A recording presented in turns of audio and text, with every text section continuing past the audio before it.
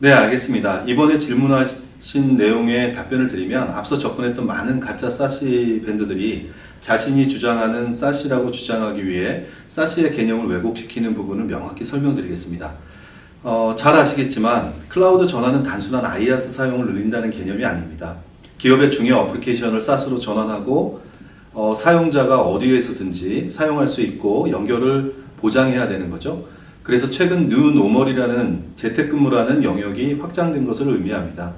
과거의 원격 접속이 출장지 또는 집에서 잠깐 접속하기 위해 사용했다면 지금은 그 근무 자체를 집에서 지속적으로 할 수 있는 환경이 필요합니다. 이것은 원격 접속에 상당한 변화를 요구합니다. 하나씩 설명드리면 첫 번째가 성능입니다. 과거의 원격 접속이 짧은 시간에 필요했던 것이기 때문에 느려도 참고 일을 했다면 지금은 근무를 원격에서 하더라도 사무실에서와 동일한 성능을 그대로 유지할 수 있어야 합니다. 하루 종일 느린 컴퓨터 앞에서 일을 한다고 상상해 보세요. 정확히 어떤 상황이 발생할지 상상해 보실 수 있죠? 사용자가 일은 해야 되는데 꿈뻑꿈뻑하는 컴퓨터 화면을 보면 저 같으면 우선 마우스를 집어 던질 것 같습니다. 재택근무자는 기존처럼 컴퓨터로 구글 검색을 하거나 파워포인트를 작성하는 것이 아닙니다. 실제로 오피스 365를 통해 메일을 보고 확인하고 업무를 진행합니다. 화상회의를 통해 업무 협의를 내부의 사용자하고도 진행할 수 있고요. 또한 팀즈를 통해서 자료를 공유하면서 또 세일즈포스닷컴을 통해서 고객과도 만납니다. 매우 중요한 업무들을 재택근무를 하면서 하는 거라고 보시면 되죠. 성능은 사용자 체감과 기업의 생산성 유지에 매우 중요한 것입니다. 이것은 클라우드상에서 관리되어져야 합니다. 세시는 이것을 관리해 줄 수 있는 네트워크 애저 서비스를 포함합니다. 두 번째는 보안입니다. 클라우드에 접속하는 사용자에 대한 접속을 어디까지 허용할지, 사용자의 단말이 회사에 관리되는 PC인지 아니면 집에서 쓰는 아이들 PC인지 또는 감염된 단말인지 아닌지 등을 확실히 해야 됩니다. 그리고 사용자의 아이디 도용에 대해서 어떻게 통제할지도 고려를 해야 됩니다. 그리고 매우 신선하고 생소한 경험이시겠지만 재택근무를 하고 있는 사용자가 아침에 일어나 컴퓨터를 켜는 순간 사무실에 경험했던 것과 똑같이 사내에 있는 액티브 디렉토리에 로그인할 수 있어야 되고요. 그 다음에 자신의 권한 접속 권한을 받아야 되고요. 자유롭게 사내의 보안 정책과 동일하게 적용받으면서 회사의 온프리미스 애플리케이션과 클라우드 애플리케이션을 똑같은 환경에서 사용할 수 있어야 된다는 겁니다. 아마도 진정한 디지털 워크플레이스가 집에서도 가능한 IT 인프라가 세시를 통해서 완성될 것입니다. 진정한 세시는 이러한 능력을 기업에게 부여해 줍니다. 세 번째는 모바일입니다. 스마트폰, 태블릿 등 기업의 디지털 트랜스포메이션에 있어서 매우 중요해졌습니다. LTE, 와이파이, 5G를 통해서 접속해오고 로밍까지 되는 모바일 단말에 접속을 어떻게 통제할 것인가는 매우 중요한 요소가 되었습니다.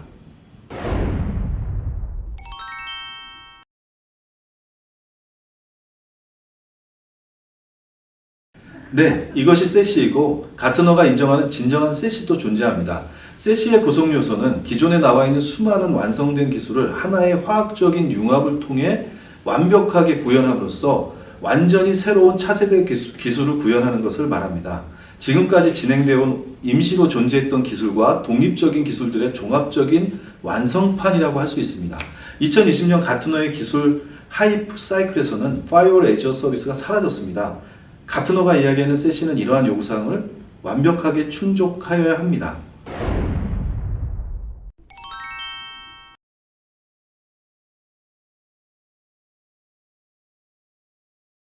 네, 제가 오늘 이 대화에서 말씀드리고 싶었던 핵심이 그것입니다. 세시는 기업에게 지금까지 보지 못했던 혁신적인 새로운 차세대 신기술을 제공한다고 가트너는 말합니다. 하지만 세시의 개별 기능 요소들은 예전부터 있었던 기능들이죠. 가트너는 시장에 나타나지 못한 환상 속에 존재하는 개념을 신기술이라고 하지 않습니다.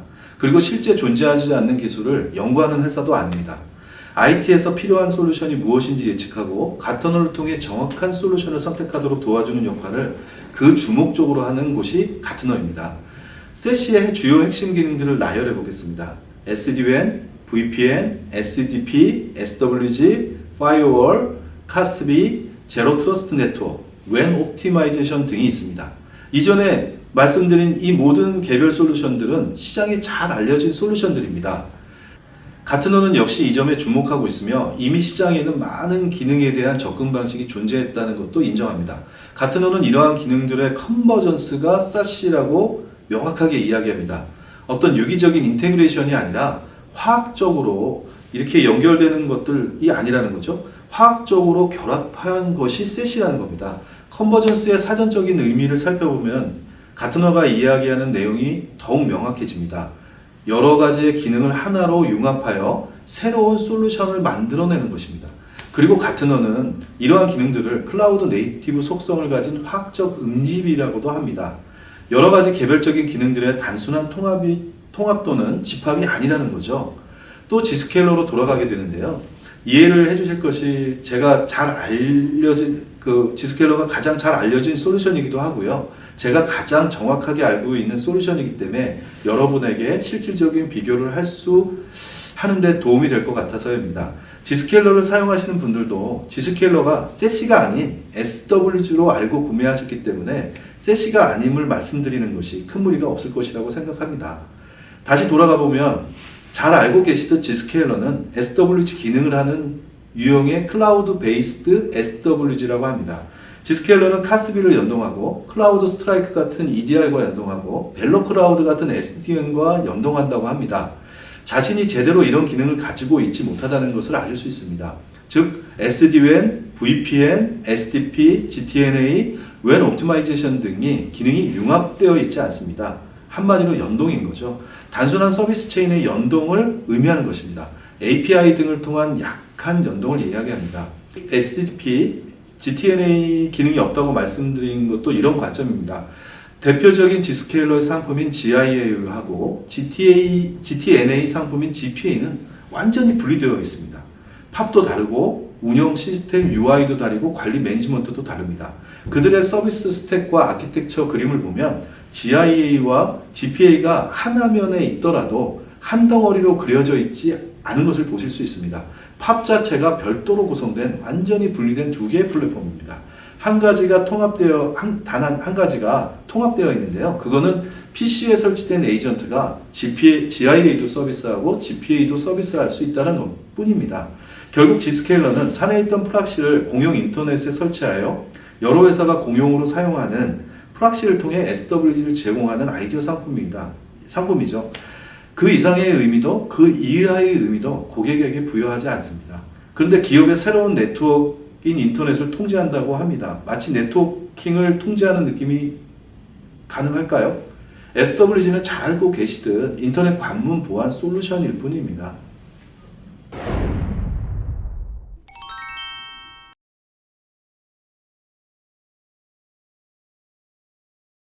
네, 가트너가 인정한 세계 최초의 SAS는 K2입니다. 새로운 차세대 기술이어서 2015년에야 개발된 클라우드 네이티브 서비스 플랫폼입니다. K2는 가트너가 이야기한 SWG, 카스비, DNS 프로텍션, 파이어월 애저 서비스, SDN, 제로 트러스트 네트워크 액세스, 자체 글로벌 MPLS 인프라를 포함하는 네트워킹과 보안 서비스에 완벽하게 융합된 완전한 하나의 SASE 플랫폼입니다. 이러한 K2는 네트워크 서비스를 통해 클라우드 최적화, 웬 최적화, 클라우드 라우팅 최적화, 자가 복구 아키텍처를 고객에게 부여해 줍니다.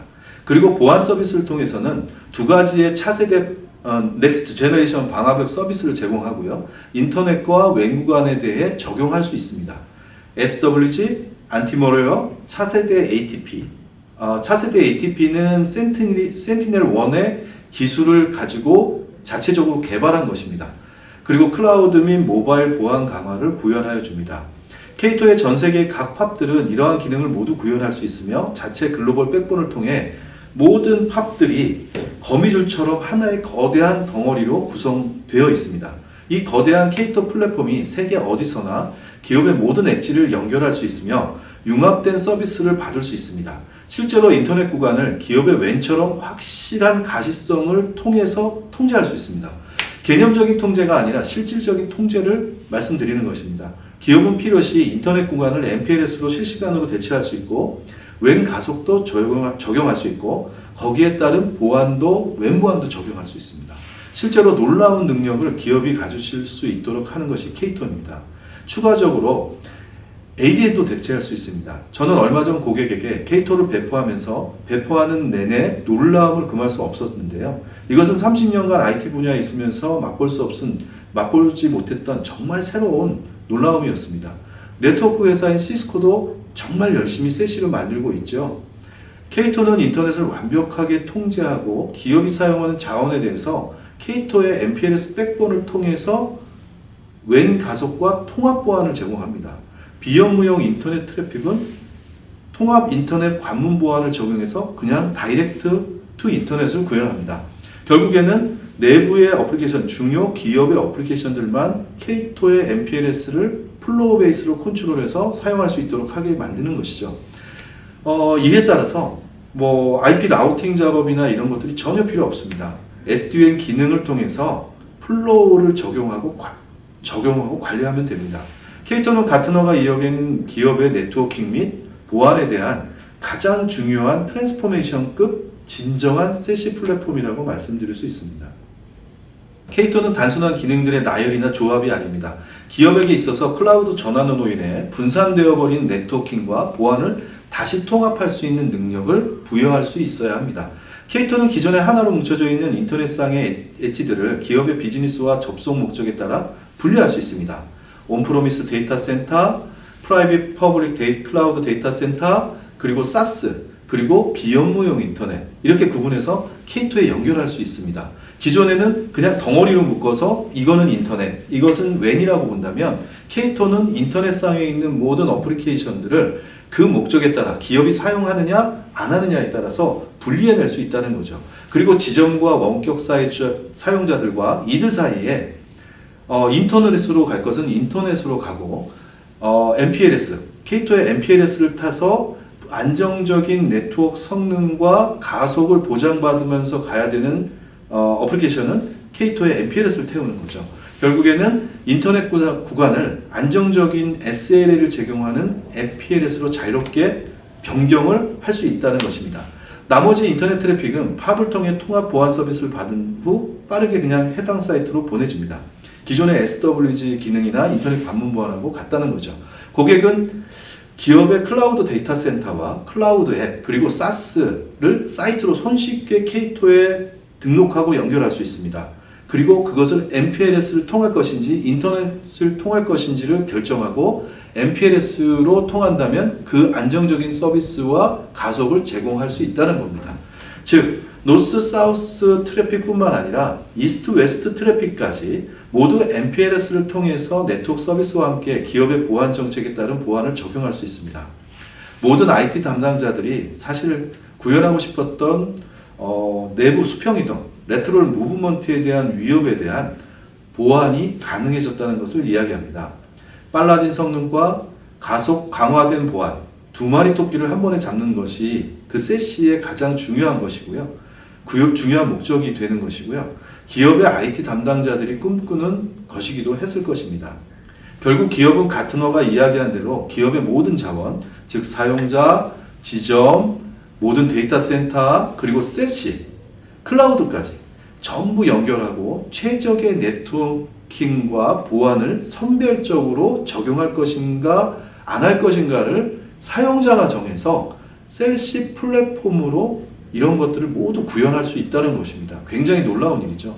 실제로 세시인 K2를 통해 클라우드 전환으로 인해 복잡해지는 그리고 그 복잡함 때문에 잃어버렸던 통제력 그것을 다시 기업이 회복할 수 있는 기회가 될 것입니다. 세시를 통해 통제 가능한 심플하고 민첩하고 글로벌한 그런 IT 인프라를 제공할 수 있다는 것을 말씀드리는 것입니다.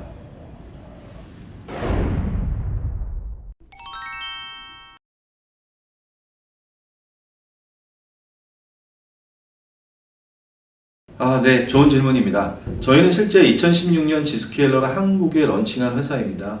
그리고 국내 글로벌 기업 고객만 6만 명 정도를 구축하고 있었고 기술 지원해왔습니다. 단도직입적으로 말씀드리면 인터넷은 더욱 느려지고 빨라지지 않습니다. 오히려 G스케일러의 팝으로 백홀링 되어야 하기 때문에 앞서 설명드린 것처럼 아무리 개선되어도 공용 인터넷을 통해 느려지는 것을 극복할 수가 없습니다. 어쩌면 당연한 것을 말씀드리는 건데요. 자신들이 통제할 수 없는 인터넷 구간을 자신들이 빠르게 할 수 있다고 이야기하는 것은 논리적이거나 그리고 실질적으로 과장된 것이라는 걸 누구나 알 수 있습니다. 인터넷의 성능 저하는 전 세계에서 수시로 일어납니다. 더욱이 인터넷 환경이 열악한 중국, 인도, 중남 및 북유럽, 동남아들은 여전히 불안정한 성능을 가집니다. 특히 국내도 심각하게 할 수 있지만 국제 구간의 인터넷은 매우 심각합니다. 이러한 인터넷 성능 저하 현상은 북미와 유럽에서도 당연히 일어납니다. 당연히 빠를 것이라고 생각하시는데요. 북미의 동부와 서부가 다르고요. 남부가 다릅니다. 잘 아시겠지만 예를 들어 중국의 그레이트 월도 국제 구간의 인터넷 속도를 어려울 정도로 떨어뜨립니다. K-팝 팝들은 스탠드 언론으로 구성된 지스케일러 같은 팝을 가지고 있는 것이 아니라 말씀드린 대로 모든 팝이 링처럼 MPLS로 연결되어 있고요. 필요에 따라서 그 MPLS를 사용하게 됩니다. 중국의 사용자가 중국의 페이토 팝에 붙으면요. 전 세계 어디로든 기업의 자원이 있는 곳까지 MPLS로 선별적으로 사용할 수 있도록 하고요. 그럼으로써 중국의 그레이트월을 우회하고 빠르게 접촉할 수 있습니다. 완벽하게 통제력을 갖게 되는 것이죠. 기업의 프라이빗 퍼블릭 클라우드 데이터 센터, 사스 데이터 센터, 온프리미스 데이터 센터는 전 세계에 전방 배치할 필요가 없어집니다. 마치 기업의 랜처럼 K2가 다 연결해 주기 때문이죠. 이것만으로도 기업은 엄청난 비용을 절감하실 수 있습니다. 결론적으로 클라우드 애플리케이션을 연결하기 위해 SL을 제공하는 자체 MPLS는 반드시 필요합니다. 이제 클라우드는 매우 중요해졌습니다. 기업이 많은 업무를 위해 사용하게 된 인터넷은 기업에 있어서 완벽하게 통제되어야 될 시점이 되었습니다. 기업의 경쟁력과 생산성은 이 인터넷 속도에 직접적인 영향을 받기 때문입니다. 이를 해결하기 위해서 많은 프로젝트들이 진행되고 있는데요. 제가 생각하기에는 가장 이런 문제의 해결을 위해서 가트너가 제시하는 첫 번째 가장 좋은 솔루션이 셋이라고 보시면 됩니다. 예전에 클라우드와 원격 사용자 트래픽을 자연스럽게 MPLS를 태울 수 없었을 때는 없을 수 없었죠. MPLS망은 잘 갖추고 있지만 원격 사용자를 그 MPLS에 태우는 것은 보통 어려운 일이 아니었습니다. 하지만 셋시가 사용자의 고통을 해결해 줄 수 있습니다. 이런 고통을 해결해 줄 수 있는데도 불구하고 사용하지 않는다면 클라우드 전환은 아직 하지 못한 기업일 것입니다. 클라우드 전환을 한 기업은 인터넷을 통한 사용자 체감이 얼마나 심각하고 중요한지를 잘 알고 있기 때문에 이러한 셋시 솔루션들에 대해서 관심이 굉장히 많습니다.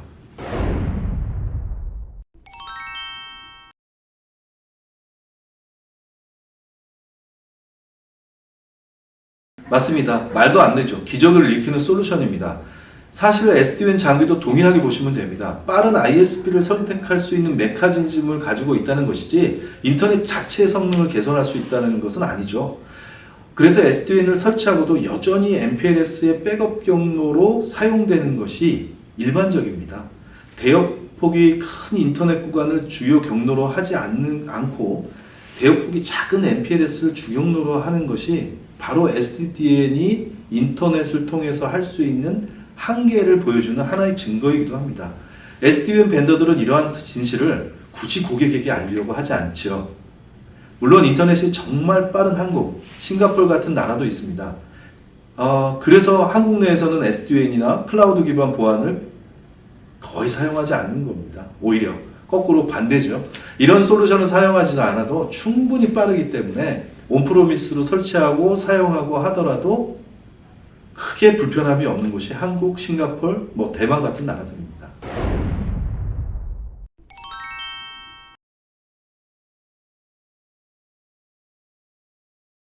절대적입니다. 하지만 실상은 그렇지 않을 수도 있습니다. 재밌는 이야기인데요. 고객 중에 VPN 인프라를 통해 이들 나라의 사용자를 한국까지 접속하게 하는 기업과 만난 적이 있는데 가장 VOC가 없는 나라가 인도, 중국 같은 나라라고 하더라고요. 저도 궁금해서 물어보니 그 나라에 있는 직원들은 아예 접속을 포기한다고 합니다. 정말 답답하고 참고도 사용해야 하는 상황이 아니라면 아예 사용하지 않는다고 합니다. 그래서 그 나라에서는 코로나로 인해서 재택근무는 휴가를 의미한다고 합니다. 네트워크가 너무 느려서 일을 할 수 없다는 핑계는 합리적인 이유로 받아들여지기 때문이죠. 그 나라의 직원들은 오히려 인터넷이 빨라지는 것이 두렵지 않을까요?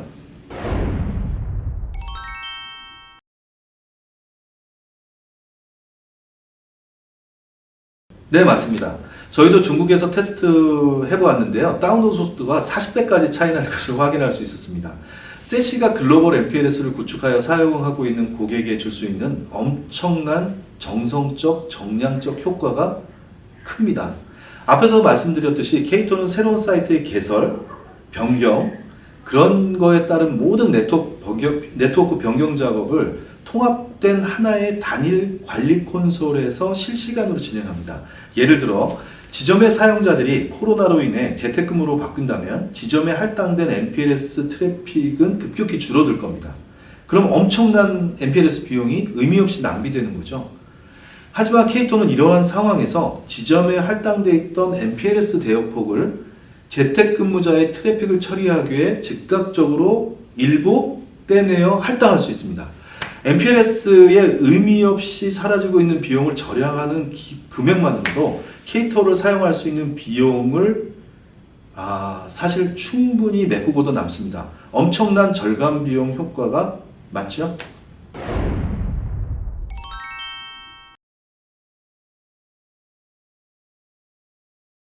가트너의 세시에 대한 시장 전망은 확신에 가깝습니다. 기업이 세시를 도입하지 않을 이유가 없다는 거죠. 가트너가 이야기한 거를 그대로 말씀드리면 기업들이 세시를 도입할 것인지 도입하지 않을 것인지를 고민하는 것이 아니라 언제 도입할지에 대한 시기를 고민할 것이라고 말합니다. 즉 기존의 인프라에 대한 투자 보호 또는 계약 만료 시기를 저울질할 것이라는 의미이기도 합니다. 저도 이런 가트너의 주장에 동의합니다. 많은 기업의 IT 담당자들과 이야기를 나누어 보면 클라우드 전환은 반드시 필요하다고 생각하고 있습니다. 하지만 그로 인해 발생되는 생산성을 떨어뜨리는 사용자 체감 성능은 아직까지 크게 도려되지 못하고 있습니다. 클라우드로 넘기기 바빴던 거죠. 하지만 지금은 필요할 때입니다. 클라우드를 많이 사용하지 않을 때의 말일 뿐입니다. 하지만 지금은 기업의 클라우드 사용이 절대적으로 늘었습니다. 더욱이 팬데믹으로 인해 성장 속도는 극대화됐습니다. 탑4 클라우드 공급자, 그러니까 AWS, Azure, GCP 등은 4Q 실적만 해도 작년도 2020년 4Q 실적만 해도 65%가 성장했다고 조사됐습니다. 엄청나게 높은 수치죠. 이러한 클라우드 전환을 원활하게 할 수 있는 것이 세시이기 때문에 가트너가 예측하는 성장은 확실하게 그리고 빠르게 보다 빠르게 달성될 것이라고 저 역시 생각합니다.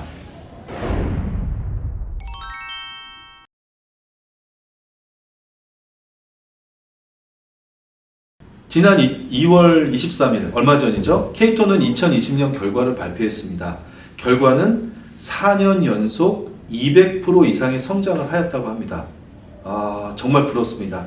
2020년만 놓고 보면 240% 성장을 하였고요. 새롭게 투자받은 금액이 2억 7천만 달러에 달한다고 합니다. 케이토의 시장 가치는 지금 한 10억 달러 정도가 넘어가고 있고요. 이미 팬데믹 이전부터 그 성장은 놀라울 정도였습니다. 가트너는 2019년 세시를 발표하기 전부터 케이토의 성공과 케이토의 플랫폼을 통한 효과를 인정하고 있었던 것 같습니다. 특히 가트너가 인정한 세계 최고의 진정한 세시인 케이토는 매우 이상적인 아키텍처, 즉 클라우드 전환으로 지쳐있는 고객에게 오아시스 같은 존재임이 분명합니다. 온프로미스와 클라우드 자원의 전 영역에서 새로운 사이트의 개설, 변경, 하나의 케이토 관리 콘솔에서 클릭만으로 실시간으로 이루어진다는 것. 정말 상상해 보시면 얼마나 오아시스 같은 존재인지를 아실 수 있습니다. 예를 들어서 지점의 사용자들이 코로나로 인해 재택근무로 바뀐다면 지점에 할당된 MPLS 대역폭의 사용량이 급격히 줄어들 것입니다. 어떤 기업들은 거의 60-70% 정도가 줄었다라고 얘기를 하더라고요.